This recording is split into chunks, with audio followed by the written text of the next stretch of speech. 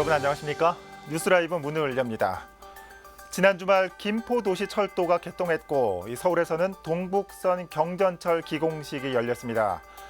이렇게 새로운 노선이 생겨나며 반기는 시민들도 많겠지만 승객을 뺏겨버린 버스 회사들은 울상을 짓기 마련입니다. 모두가 만족하는 교통정책은 없을까 하는 숙제도 안고 있습니다.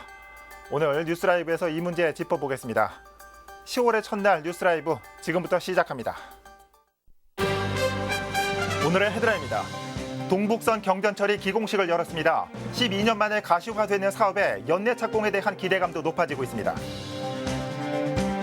서울 곳곳에 경전철이 추진되면서 노선이 겹치는 일부 마을버스 회사들은 수익 감소로 울상을 짓고 있습니다. 법원 이전 후 방치됐던 옛 북부지방법원이 서울생활사 박물관으로 정식 개관했습니다. 근현대 생활유물 1,100여 점이 전시됐습니다. 중랑구청에 처음으로 창단된 실업팀인 태권도팀이 전국체전 금빛 사냥을 향한 막판 구슬땀을 흘리고 있습니다.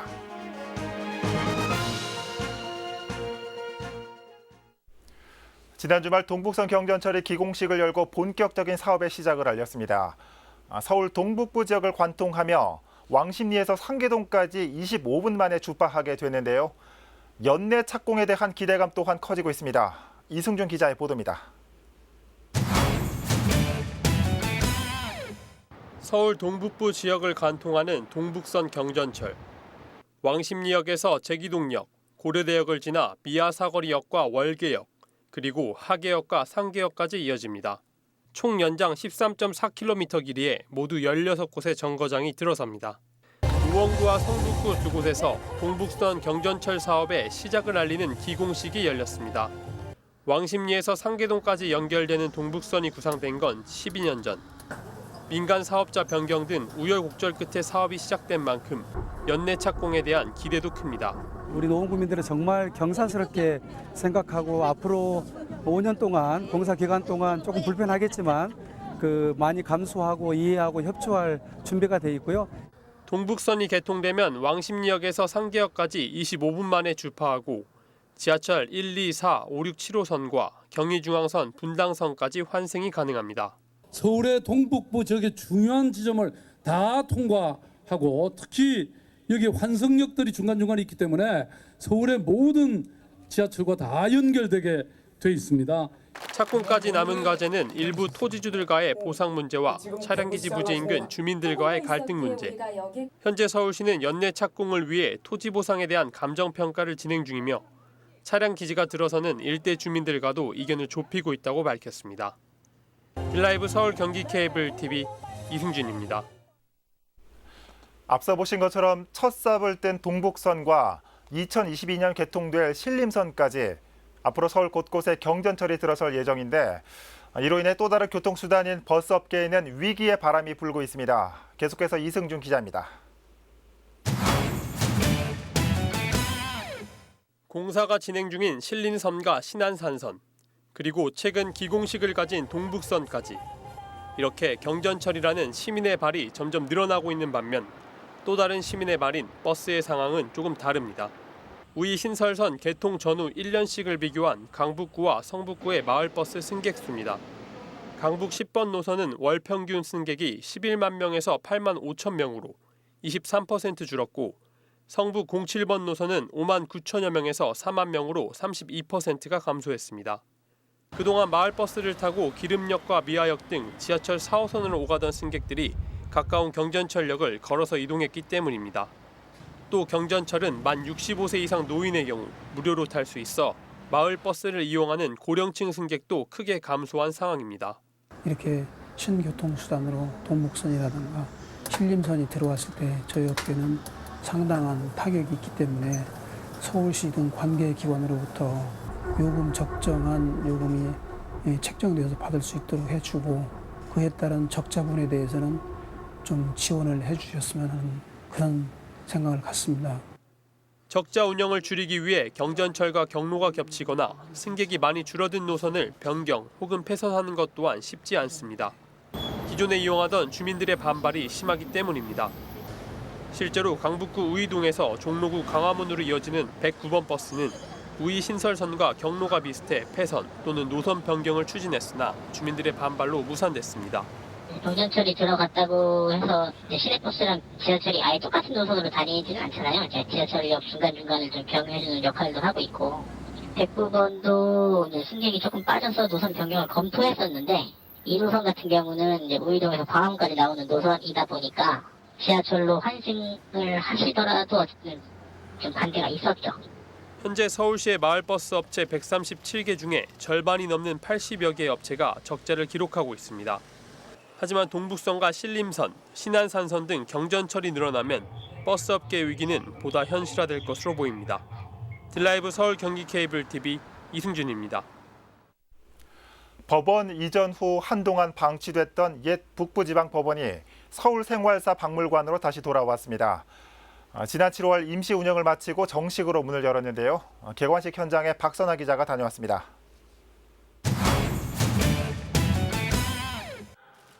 둘, 셋!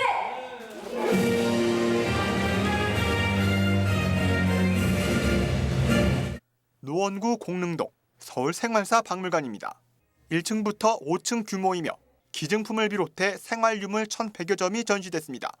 1970, 80년대를 대표하는 포니 자동차가 관람객을 맞이하고 흑백 TV와 석유 풍로 앞에 서 있자니 과거로 시간 여행을 온 듯한 기분입니다. 누가 이 구치감을 이렇게 박물관으로 개조할 생각을 했겠습니까? 이런 좋은 시설을 우리 노원 구민들에게 선물해 주셔서 대단히 감사합니다. 박물관은 과거 북부지방법원 건물이었습니다. 지난 2010년 법조단지 이전 후 한동안 슬럼화를 겪었습니다. 오랜 고민과 여론 수렴 끝에 박물관 건립이 최종 결정된 겁니다. 서울시는 이번 사업은 도시재생사업과 맥을 같이 하며 앞으로도 수명을 다한 공공건물을 개조해 문화공간으로 만들겠다고 밝혔습니다. 우리는 사실 도시의 규모로 따지고 역사로 따지면 박물관이 1000개는 있어야 됩니다. 그래서 제가 박물관에 미쳐가지고 그동안 박물관을 13개를 만들고 있어요. 개관식에는 서울시 홍보대사인 배우 최불암 씨가 참석해 주민과 옛 추억을 나누는 시간을 가졌습니다. 관방봉지 하나 보고선 억걱 소비자 안 쉬어져요. 내 나이 되고서 더 할 겁니다. 박물관은 매주 화요일부터 일요일까지 오전 10시부터 6시까지 관람할 수 있습니다. 별도 이용료는 없습니다.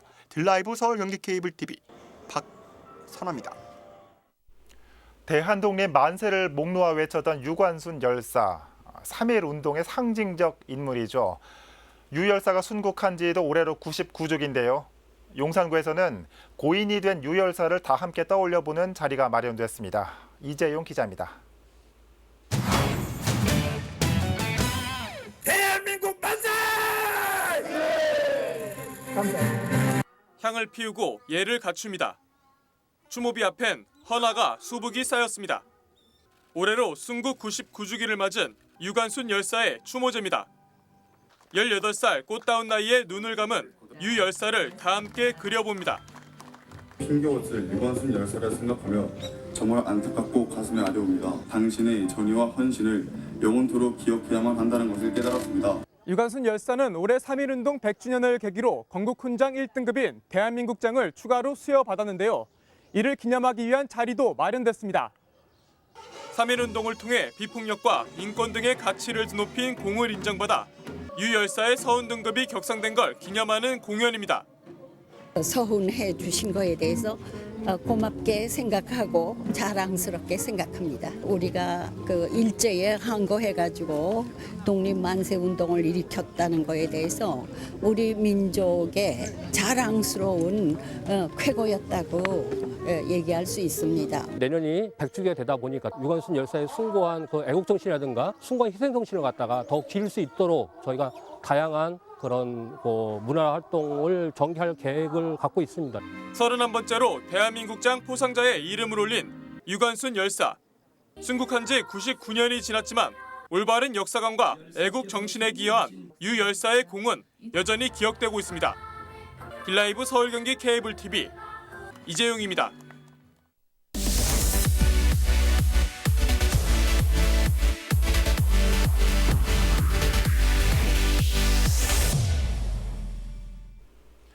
중랑구가 개청 이래 올해 처음으로 실업팀을 창단했습니다. 바로 중랑구청 태권도 팀입니다.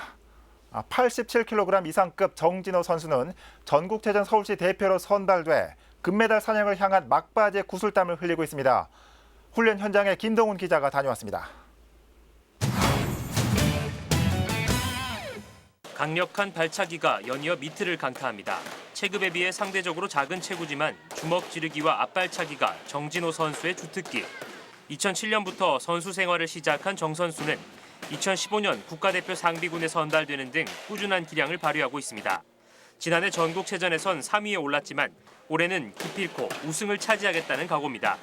이번에 좋은 팀에 들어가게 돼서 너무 감사하고 이 계기로 더 좋은 모습, 앞으로 100회, 이번에 전국체전 100회 하는데 이번 10월 9일 날 좋은 모습 보여드리도록 하겠습니다. 올해 처음 창단된 중랑구청 태권도팀 5명의 선수 중 유일하게 이번 체전에 참가하는 정 선수. 어깨가 무거운 만큼 소속감도 남다릅니다. 중랑구청 태권도팀의 오정환 감독 역시 전국체육대회 서울시 태권도부 감독으로 선임돼 이번 체전에 함께하고 있습니다. 정진호 선수는 쇼트 발차기, 주먹 공격, 붙어서 몸통 발차기 공격이 주특기이고 사실 너무 긴장되는데 또 제가 이번에 또 감독 중랑구청 창단 멤버로 감독을 맡게 됐습니다. 그래서 열심히 해서 꼭 좋은 성과 거둘 수 있도록 최선을 다하겠습니다. 오는 9일 결전의 날을 앞두고 금빛 메달 사냥을 향한 정진호 선수의 발차기에 투혼이 실리고 있습니다. 딜라이브 서울 경기 케이블 TV 김동훈입니다. 이번엔 고양시 선수들을 만나봅니다. 동남아시아에서 시작된 대표적인 구기 운동인 세팍타크로. 빠른 경기 전개와 화려한 공격으로 눈이 심심할 틈이 없는 종목이죠. 고양시청 세팍타크로 팀이 오랜 경험을 바탕으로 금빛 사냥에 나섭니다. 전진아 기자입니다. 차다라는 뜻의 세팍과 공을 의미하는 타크로를 합친 동남아시아의 구기 종목 세팍타크로. 손을 사용하지 않고 발로 하는 배구로 불리는 만큼 신기에 가까운 동작들이 이어집니다. 1m 55cm 높이의 네트를 두고 지름이 13cm에 불과한 작은 공을 정교하게 컨트롤해 승부를 가립니다. 경기도 대표로 전국체전에 출전하는 고양시청 세팍타크로 팀은 국가대표가 포진한 명실상부 최강팀입니다. 저희 종목 특성상 개개인의 포지션이 가장 중요한데요. 그 포지션 중에서 저희가 가장 우수한 선수들이라고 생각하고 있기 때문에 저희가 우승할 가능성이 높다고 생각합니다. 전국체전에서 열리는 세팍타크로 종목은 3인 팀 경기인 레고 이벤트. 지난해 조기 탈락의 아픔을 딛고 올해만 이미 국내 대회에서 4번이나 우승을 휩쓴 기세로 금메달 사냥을 이어간다는 각오입니다. 9월 초부터 3주간 세팍타크로 세계 최강 태국에서 전지훈련까지 진행한 만큼 이번 전국체전에서 값진 열매를 맺을 것으로 기대하고 있습니다. 앞에 4개 대회 우승한 거에 대해서 부족했던 부분들을 생각해가지고 저희가 태국 가서 몸 관리랑 이제 부족한 부분들을 잘 보완해서 준비 잘해서 들어왔다고 생각합니다. 남자 국가대표팀 감독을 맡아 지난해 세팍타크로 세계선수권대회 레구 우승을 차지한 이기훈 감독 역시 선수들과 다진 오랜 호흡을 바탕으로 실력 입증에 나섭니다. 올 들어 결승마다 맞붙은 라이벌 서울팀에 대한 자신감도 내비쳤습니다. 이번에 또 준결승에서 또 아마 서울하고 붙을 가능성이 많은데 그게 아마 결승이나 다름없는 게임이 될 것 같아요. 특히 서비스 면에서 저희가 조금 서울보다는 다양한 구질을 갖고 있기 때문에 좀 유리하지 않을까 이렇게 생각합니다. 올해 100회를 맞은 전국체전의 세팍타크로 경기는 오는 4일부터 사당 종합체육관에서 진행될 예정입니다. 딜라이브 서울 경기 케이블 TV 전진아입니다.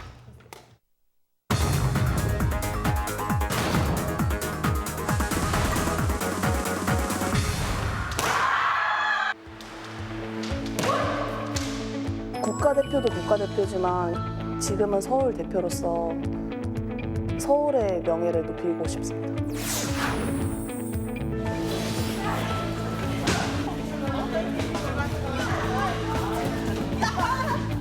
좋은 성적을 내서 서울에 이제 100회 최전이기 때문에 안 다치고 열심히 해서 팀 사람들과 함께 좋은 성적 낼 수 있도록 노력하겠습니다.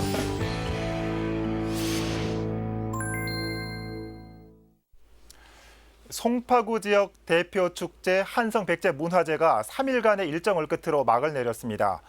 부여와 공주 등 백제 권역과의 첫 교류에 이어 2000년 전 한성백제 시대의 다양한 문화를 볼 수 있는 기회가 됐습니다. 보도에 태윤영 기자입니다. 백제 시조 온조가 위풍당당한 모습을 드러냅니다. 기원전 18년 고구려를 떠난 온조 일행의 남하행렬과 한성백제의 건국 모습이 눈앞에 펼쳐집니다. 그러니까 뭐 백제가 세워지는 과정이나 이런 부분에 대해서 좀 정확하게 알았던 것 같아요. 또 온조가 이제 마지막에 다 백성들 어우르는 그런 모습들이 되게 좀 인상적이었던 것 같아요. 올림픽공원 평화의 광장은 백제 마을로 재탄생됐습니다. 학생들은 몸체만한 모형돌을 들고 공성전에 참여하며 1일 백제 병사가 돼봅니다. 예전 백제나 고구려나 우리나라 되게 예전 모습들이 되게 멋있다고 생각하고 더 알아보고 싶은 심정이에요. 행사장 한편에선 성인 팔뚝만한 황조롱이가 순식간에 날아오릅니다. 한국 전통 매사냥 보존회가 마련한 이색 체험 행사가 관광객들의 발걸음을 멈추게 합니다. 하나, 둘, 셋.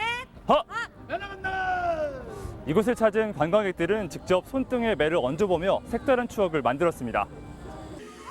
특히 올해는 백제 권역 지역과의 첫 문화예술 교류가 이루어져 축제의 의미를 더했습니다.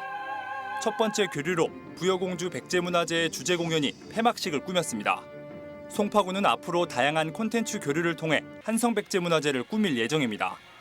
거리 행렬을 특히 이제 저희가 중점을 두고 있습니다. 각각 거리 행렬을 서로 주제 공연과 함께 교류해서 국제라 그러면 뭐 각각의 어떤 도시처럼 느껴지지만 사실은 한 나라였지 않습니까? 그런 부분.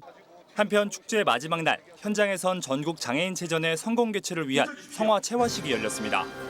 올림픽공원에서 타오른 성화는 전국체전 성화와 함께 전국체전 개막 날인 다음 달 4일까지 서울 전역에서 동시 봉송됩니다. 딜라이브 서울 경기 케이블 TV 태윤영입니다. 지난 2007년 도산공원에서 시작된 강남 패션 페스티벌이 올해는 도산공원 패션쇼라는 이름으로 찾아왔습니다. 패션의 꿈이 이루어지는 곳이라는 주제로 고교 모델 선발 대회를 중심으로 한층 더 젊어진 무대를 선보였습니다. 지혁배 기자입니다. 흰색 티셔츠와 바지 차림의 기본 복장을 한 앳된 얼굴의 모델들이 차례로 등장합니다. 같은 옷을 입고 모델로서 갖춰야 할 워킹과 자세, 무대 매너를 평가받습니다. 이어진 무대에선 기성 패션 디자이너들이 만든 옷을 입고 젊음의 끼를 발산합니다. 올해 처음 강남 페스티벌 패션쇼에 선보인 고교 모델 선발대회입니다. 일찍부터 이 사회의 패션을 위해서 같이 한다면 더 아름다운 멋진 행사가 될 거라고 봤기 때문에 참가 모델은 모두 79명. 지난달 전국 예선에 참가한 중고등학생 104명 가운데 선발된 모델 지망생으로 우승자에겐 중국 패션 무대에 참가할 자격이 주어집니다. 처음에 경험을 쌓아서 나왔는데요. 이런 큰 상을 주셔서 너무 감사하고 그리고 앞으로 한 발짝 나아가는 모델이 되겠습니다. 지난달 28일과 29일 압구정 도산공원 일대를 뜨겁게 달군 강남 페스티벌 패션쇼. 지난 2007년부터 패션 산업 중심지인 청담과 압구정동에서 시작돼 최근엔 코엑스 일대에서 펼쳐지다 다시 압구정동으로 돌아왔습니다. 압구정동은 한국의 패션의 중심지입니다. 이곳 도산공원에서 패션 페스티벌 하게 돼서 굉장히 의미가 있다고 생각합니다. 도산공원 패션쇼는 패션의 꿈이 이루어지는 곳 강남구란 주제로 고교 모델의 등용문이자 디자이너의 패션 축제로 한층 더 젊어진 무대를 선보였습니다. 딜라이브 서울 경기 케이블 TV 지역입니다. 모든 아동의 권리가 보장되는 아동 친화 도시. 서울에만 벌써 14개의 자치구가 아동 친화 도시 인증을 마쳤습니다. 용산구에서도 아동 친화 도시를 조성하기 위한 원탁 토론회가 열렸습니다. 이재용 기자입니다. 토론의 첫 의제인 놀이와 여가에선 아이들이 함께 놀 수 있는 공간과 프로그램을 마련해달라는 목소리가 나왔습니다. 어른이 설계한 놀이터에 이제는 아동의 입장이 반영돼야 한다는 의견도 있습니다. 유니세프 아동 친화 도시 조성을 위한 용산구 시민 참여 원탁 토론회입니다. 놀 곳이 필요하잖아요. 근데 그거를 굳이 다 검색을 하긴 좀 그렇고 약도라든지 그런 표지판이 있었으면 더 좋았을 것 같습니다. 아동 보호와 생존 권리를 주제로 한 토론도 이어졌습니다. 자전거 전용 도로가 없어 차도를 이용하거나 신호등이 없는 횡단보도를 건너야 하는 아이들은 대책이 필요하다고 말합니다. 자전거 도로가 없다 보니까 도로로 다녀야 되는데 그러면 차랑 부딪힐 것 같은 위험이 들고 자전거 도로로 안 다니면 인도로 다녀야 되는데 인도는 도로가 매끈하지가 않잖아요. 횡단보도 중 한 개를 건너면서 교통사고를 당한 적이 있었습니다. 신호등이 없는 횡단보도에 대한 위험성을 굉장히 뼈저리게 느꼈고 구나 학교에 자신들의 의견을 개진할 수 있는 기회가 적은 것도 아쉬운 대목입니다. 학생들이 자유롭게 의견을 낼 기회가 별로 없는데 자주 의견을 낼 수 있으니까 했으면 좋겠다고 생각합니다. 토론회를 통해서 도출된 의견을 저희가 정리하고 분석해서 향후 우리 용산구가 지향하는 아동 친화도시 정책에 적극적으로 반영할 예정입니다. 지난 5월에서야 아동 친화도시 조성에 관한 조례가 공포된 용산구. 후발 주자인 만큼 내년 6월 내로 유니세프의 아동 친화도시 인증을 신청하는 게 목표입니다. 딜라이브 서울 경기 케이블 TV 이재용입니다.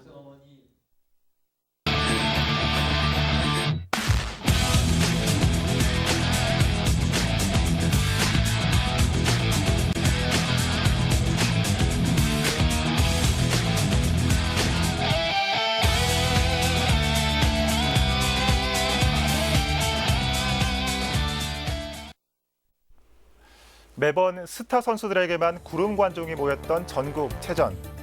스타 플레이어에 가려진 여러 선수들에게도 관심을 가지자는 자정의 목소리도 나오고 있습니다. 방탄소년단 출연설로 매진됐던 전국체전 개막식 티켓. 이 섭외 불발로 절반 가까이 예매가 취소되고 있다고 하죠. 한편으로는 스타 연예인으로 흥행몰이를 하려는 모습이 체육대회로 우리 민족을 하나로 단결시켜왔던 100년 전통의 전국체전의 취지에 맞을까 하는 생각도 듭니다. 뉴스라이브 마칩니다. 시청해 주셔서 고맙습니다.